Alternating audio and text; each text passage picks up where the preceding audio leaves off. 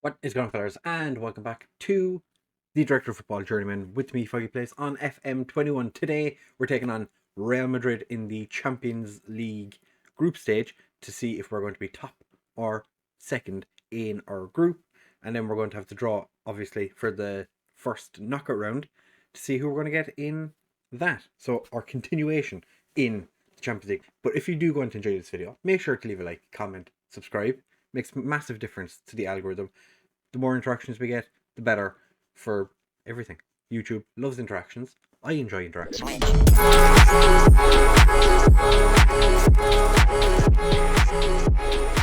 fellas, so as I said, first game of the episode is going to be against Real Madrid. Form has been quite good since we were here last. We have, unfortunately, dropped points. So that's disappointing. I was hoping we'd win every single game this year, but we're not going to. It's not going to happen. But we have lost a league a league game.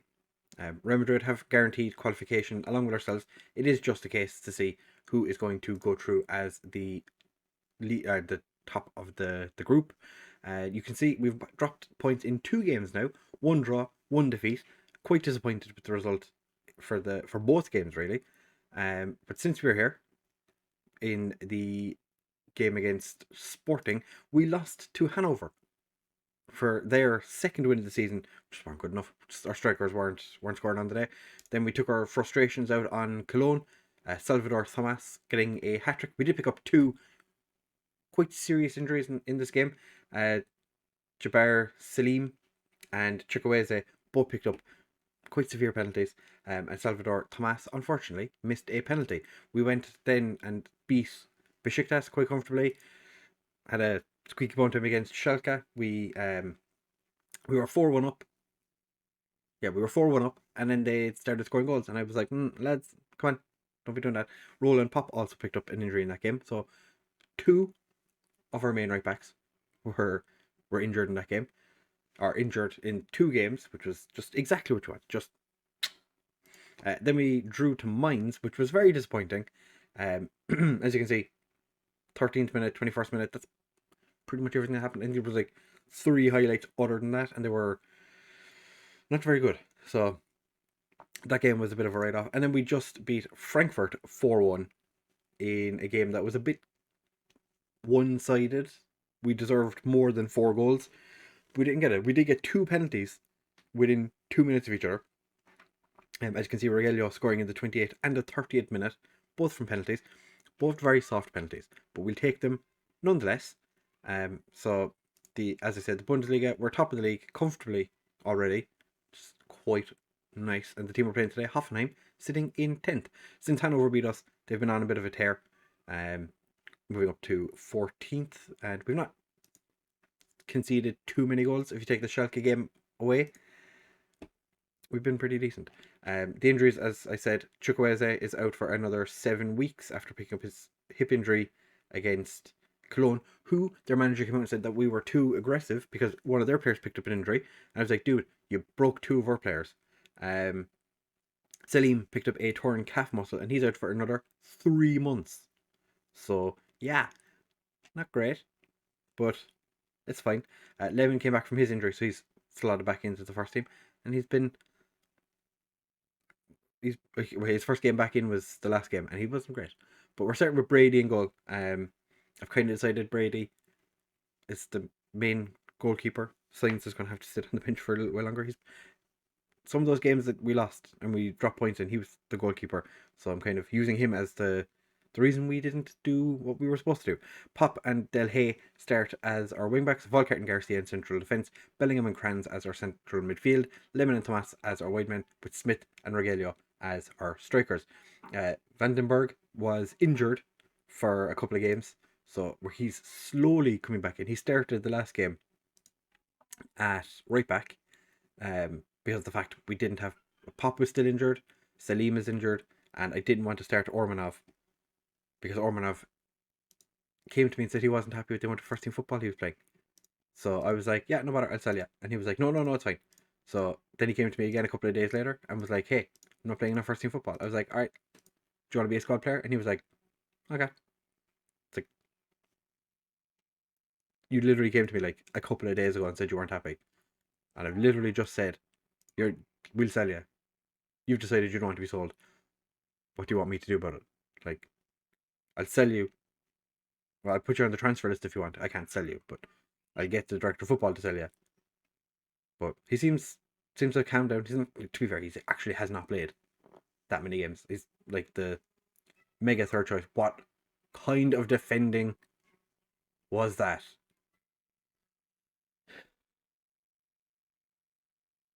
Kranz is an advanced playmaker. What is he doing so far back? He's in line with our defenders. Why?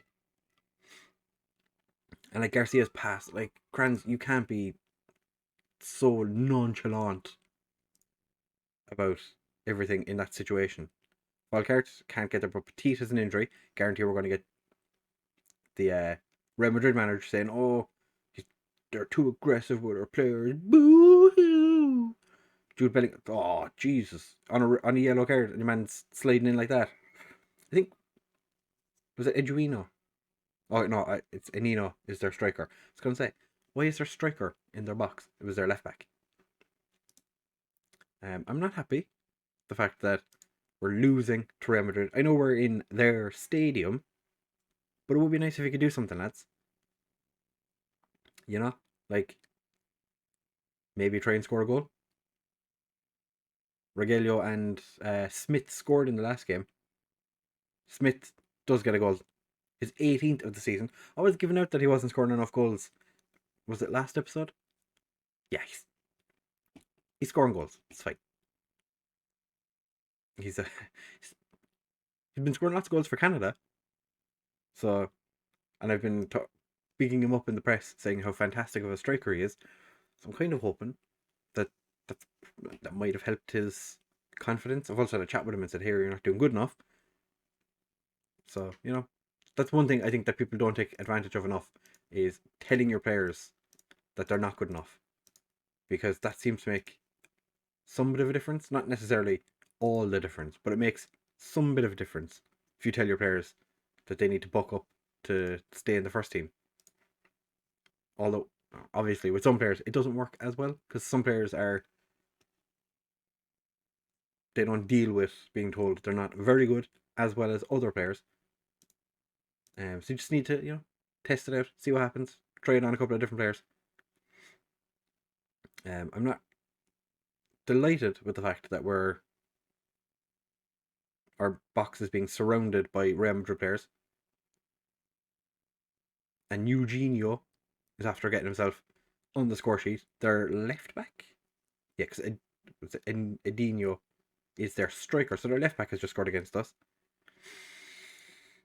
Now, our left back taking a throw. Speaking of, everyone talks about how hard it is to find fullbacks. Just bring them through the youth. Del Hay, Glenn Coops. We've had two fantastic left backs at our last two clubs. So much so that Del Hay is actually seen as the club's best player. Would you believe? The left back is our best player. But we have Jude Bellingham, Lemon, and Lewis Smith all as 4.5-star current ability. So I suppose you could really say any of them would be good enough to be our best players. Our team is playing horrendously. Kranz, you're coming off because you are not playing very well at the minute. Regelio is not having a great game. So I'm going to bring on. I didn't put Arca on the bench. Alright, Regelio, you're staying on. Thomas, you're coming off for Barosh. And we are going to see if that'll make any bit of a difference. I don't care that Del Hay is one booking away from a sending or from a suspension. That's fine. We can deal with that in the next round if need be. We're going to change tactic. I was just going to swap our tactic a little bit. You can be that. You can do that. You can do this. And you can do... Ooh, you can play as a complete wing back. So we're just going to go all out attack. I do not want to lose this game. In case that wasn't clear. Don't want to lose this game. Regelio's coming off for Person. We're just going to go double advance forward. Or do we go? Oh, ooh.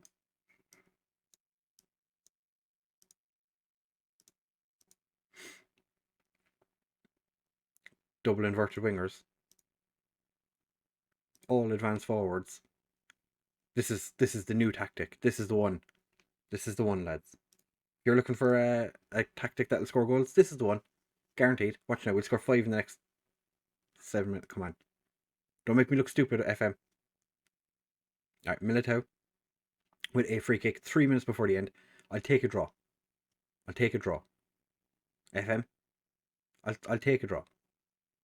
Rainier, who's been recommended to me quite a lot recently. Nino. To be fair, we're not playing with a midfield.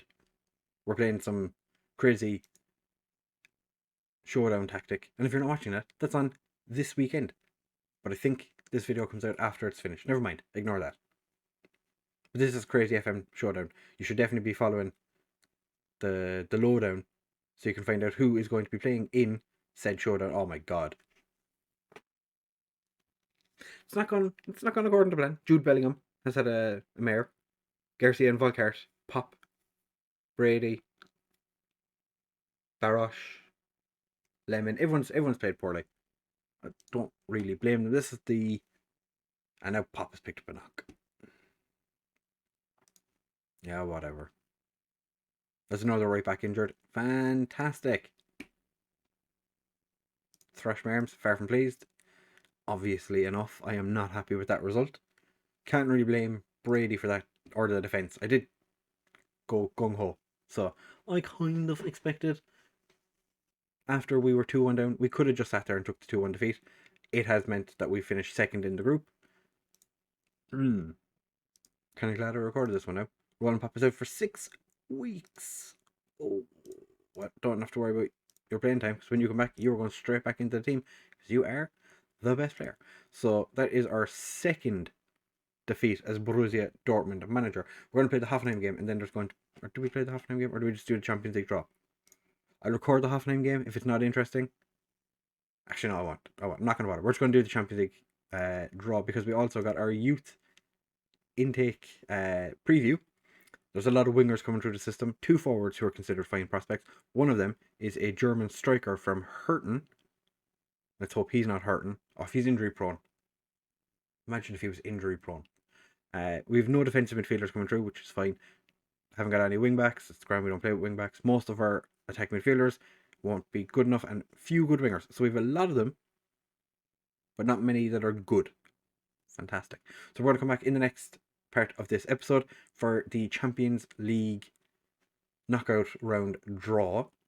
Should we have a look? Is all the games after being played? They have. So who could we get? Liverpool. Well, we'll have a look and see what teams got through. So Liverpool and Ajax qualified. Bayer Leverkusen, last year's finalists, fall out. Bayern Munich, Barcelona, Man City are out. Shakhtar did beat them, so it's made all the difference. 3 points, it didn't really, to be fair. Man City would still finish third. PSG and Atletico go through. Napoli and Zenit go out. Chelsea, Juventus, Benfica. I would have thought that Juventus and Benfica would have probably been a little closer than that kind of gap. Unfortunately, we finished second in our group, which is not ideal. Spurs and Hertha top their group. Midtjylland and Monaco. Monaco finishing bottom of their group. Surprising. Porto and Valencia going through. Lazio, as I said, didn't pick up a single point. That's sad. Man United and Sociedad have gone through. Milan and Sparta Prague finished bottom. Sparta Prague did pick up a win against AC Milan. That's as I said, only team in the Champions League not to pick up a point. It's not great for them. We will be back, as I said, in just a second for the draw, and I'll update you on how the Hoffenheim game went. So we will be back for that just a second. Right, fellas, so it is time for the European Champions Cup, aka Champions League, first knockout round. And we are an unseeded team because of how horrendous we did in the last game. I'll show you the Hoffenheim result after we've done the draw. So Juventus draw Bayern Munich. Valencia will play Man United. Barcelona play Paris Saint-Germain. Atletico Madrid play Chelsea. Ooh, that'll be an interesting game. Atletico Madrid Chelsea should be interesting. Hertha Berlin to play Real Madrid. Hertha should win that game comfortably. Borussia Dortmund. Come on, Porto. Tottenham. Is that bad? Do I think? Am I worried? I don't know. Real Sociedad will play Liverpool. Sociedad knocked Liverpool out last year. And then Ajax to play Porto. Interesting. So we've drawn Spurs, and we play our game at home first because we finished second in our group somehow. With drop pitting Borussia Dortmund's riches against Tottenham's rather more modest budget. A bumper crowd is expected for what will undoubtedly be a fascinating and hard-fought tie. History in the competition, Tottenham finished runners-up on one occasion, Borussia Dortmund lifting the trophy for the one and only time in 1997. I am hoping that we can put an end to the fact that we haven't won in such a very, very long time.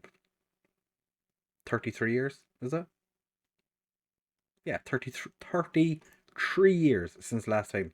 Borussia Dortmund will be 34 years by the time the final rolls around, but we don't really want that. So transfer window is upon us. What would if I was in the one doing transfers, what would I be looking to do? Well, it's fairly simple, to be honest. In theory, I wouldn't mind another like top quality centre back, but I could probably do without one. I wouldn't spend a huge amount of money on one. If one came up that was cheap, yeah. Right back, I think we need something else because with Pop being out for a while, Salim's out for so long. We're in a position where we really do need a better option than Ormanov at right back. Delhay is just fantastic. Wembangmomo scored on his debut for the club in the cup against Nuremberg, so it's not terrible. Mecca is quite good as well. Probably could do with an option in central midfield who can play as either. Like we have Bellingham who can play a huge amount of positions. Not overly fussed about that. Right wing definitely needs an option because if with Chukwueze being injured, we really only have Lemon or Jude Bellingham who can play there, and that's not really enough. Like Kumhara Kar has played there a couple of times. He's not really great at being a winger or playing out on the wing. He's more of a central player. So in theory, I'd like to bring in a right winger. I think top priority is right winger. Really, that's the thing that I want more than anything in the squad. I would like a right winger. Will I get a right winger? Probably not. At some points, Ormanov has actually played at right wing. That's how short of players we've been. So hoping that the director of football looks at the squad and says, well, we only have one out and out right winger. One of our best players is having to play out there. It's not ideal. We do, to be fair, we're scoring plenty of goals, so can't really complain on that front. Lewis Smith has 18, Salvador Tomas has 14, Lemon has 12, Chukwueze has 8, Regelio has 6. Most of those, to be fair, are penalties, but still, they all count. And they, like I said, the game we played in between was against Hoffenheim. Glad I didn't record it for you. It was very, very boring. There was a couple of highlights. That was about it, really. I have set up 2 friendlies for our winter break before we come back, so we're not coming straight into the game against Wolfsburg without any actual game time. It's away. We're playing against Rakov in, they're just one of our affiliate teams, and Hohenlimberg, because why not? Both way. So we're just going to be traveling to their stadiums. I'm not expecting an awful lot. We don't have any transfers in or out at the moment, so we'll have to wait and see what happens with that. It'd be interesting because we do have a lot of money to spend. 126 million. And we have roughly 2 million in wage budget spare. So the director of football has the ability to make signings, really. But yeah, we're gonna leave it there. When we come back for the next episode, it will be a transfer roundup and probably the Werder Bremen game. I might just skip straight to Bayer just so we can take on Bayer Leverkusen, who, as you can see, sitting in ninth. They're having a terrible season. It's fantastic. I am so very happy because even though we didn't leave on like terrible terms, I still like to see my old club struggle because it's like, hey, I really was that important to you, and you didn't think that I was that good, or you didn't think that I was valuable enough to keep. But yeah, we're going to leave it there. If you have enjoyed this episode, do make sure to leave a like, comment, and subscribe. Comment down below. Lemons. Just comment down below if you made it this far. Lemons. Thank you for watching, fellas, and I will see you in the next one. Bye!